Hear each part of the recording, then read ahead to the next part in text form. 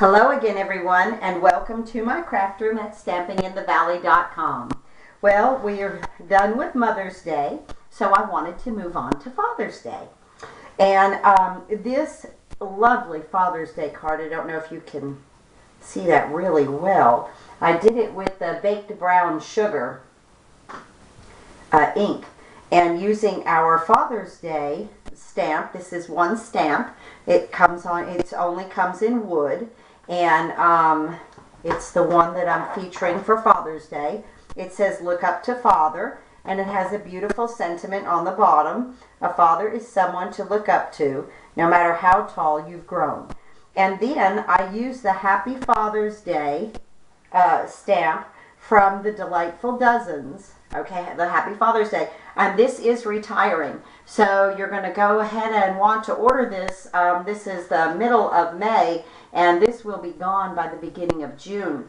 Go to my online store at my website at stampinginthevalley.com, and you can click on the big blue button where then you can order any stamps that, of course, that are retiring, and any of the new ones, especially from our occasions catalog that will be retiring in June, and then we'll start with a new one. And so I'm really excited about new product. But this Father's Day card is gorgeous, and it just takes just a couple of pieces of cardstock, one pad of ink, and that's it. And it's very, very, very simple to put together. So I use the soft suede, and let's move this out of the way and move our card in here that we're going to use. So I cut this at 8.5 by 5.5 and scored it at 4 1/4.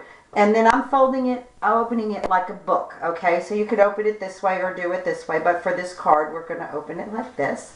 And then my layer is 5 1/4 by 4, and that's of our very vanilla, and we'll put that down right here. And then I wanted to bring in and show you this itty bitty scrap, and this is why we call it scrapbooking, okay? Because see this, I save all my pieces, but this little piece right here of absolutely nothing is what made our dimension there of our line to put our sentiment on the bottom. So always go ahead, and when you cut these little pieces off, they're always fantastic to divide a card or a scrapbook page. Okay, so let's begin with bringing in our Tombow. And I'm going to go ahead and glue down the Whisper, not the Whisper White, the Very Vanilla cardstock with the Tombow. I love Tombow. It's the greatest glue in the world. I'm going to smudge this around with this tip, but always know that our Tombow, okay, the back end of it is the tip that if you wanted to really smudge it around, it's flat, so you can use that. Okay, so let's bring this in and put our first layer down. Okay, and adhere that nicely. That makes a nice border around. Now, I wanted to bring in this product, and this is our silicone pad, Stampin' Up's little silicone pad. Okay, it's a Stampin' Up product. And this, I love to use this, especially when I'm using a little scrap of paper like this, to adhere the snail to it. And then it only adheres to the paper, and you know, you don't get a bunch of tape and everything on your working surface. But if the snail is just a little bit wider, you will get solid adhesive across this piece and nowhere else. Okay, so that's our little silicone pad. Love that product. Let's bring our card back in. And I just kind of keep lining it up on the grid paper just to get things straight. And I'm going to bring it in on this line, this dark line right here. Let's make sure we try to get our card straight. And bring this right in on either side. Great. Awesome.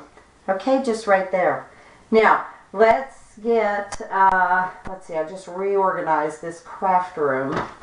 Let's get our baked brown sugar. You know, when you reorganize things and clean it up, you can't find anything.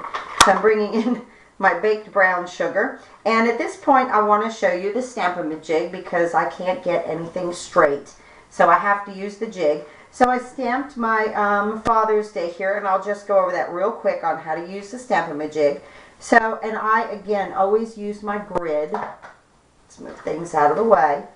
And I kind of try to line this up straight, and I bring in this at a 90-degree angle, and then I inked it up in the baked brown sugar and stamped it down. Okay, so I've not moved anything around. And I notice on here that my stamp looks a little crooked. So now is the time that you can straighten it up. So let's bring the card in. And this is a great way to check yourself. Okay, see,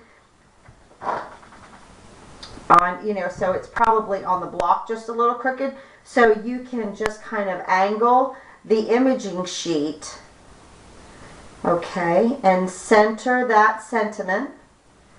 All right. And then bring the jig in. Actually, I hope I'm in frame. Okay, I'll bring that up a little bit. And bring the jig in and get it at that 90-degree angle. Okay. And just lift your imaging sheet. I'm going to bring this ink over. Make sure I have my happy on top because I'm upside down. Okay. And I'm just inking up this stamp from the Delightful Dozens. It is so good to be back with YouTube. I've been doing a card making class and been very, very busy at work, so I apologize that I've been away. There we go. Isn't that beautiful? Absolutely perfect. Perfect. Love my Stamp-a-ma-jig. Okay, next then, we're going to bring in this beautiful tree. And there's another reason why that I purchased this stamp. I love the tree. And you can always block out the sentiment. And I'm probably going to do another video just showing you how to block out the sentiment and just use the tree. And you can make a get well card, a happy birthday card, anything that you want. I loved this tree. And I also think this would be great with some Versamark and some embossing powder. I think, so, you know, you might see a few videos coming up with just using the tree and blocking out the sentiment. So we'll try to get that done for you also. So I'm just inking this up totally. Getting solid ink all across. And looking at the bottom of it, making sure that my sentiment has enough ink on the bottom of the stamp, okay? And again, just line up on your grid paper. Whether you have grid paper or, you know, a bottom that has grid, I always think that that helps to line things up. And then, of course, you have to have your stamp on straight. Okay, so let's try this. And I kind of just rub my finger around it and do not rock the stamp. Beautiful. Isn't that gorgeous? That quick, a Happy Father's Day card. That's how quick that happened, the front of the card. That is beautiful. Very simple, very masculine, but has a personal touch because you made it. Now, if you like what you see in my videos, please click on the button on the bottom of the video to subscribe to my channel. Okay, and thank you so much for joining me. Visit my website at stampinginthevalley.com. Click on the big blue button where you can order all Stampin' Up! Products. Thank you for joining me. Have a fantastic crafting day.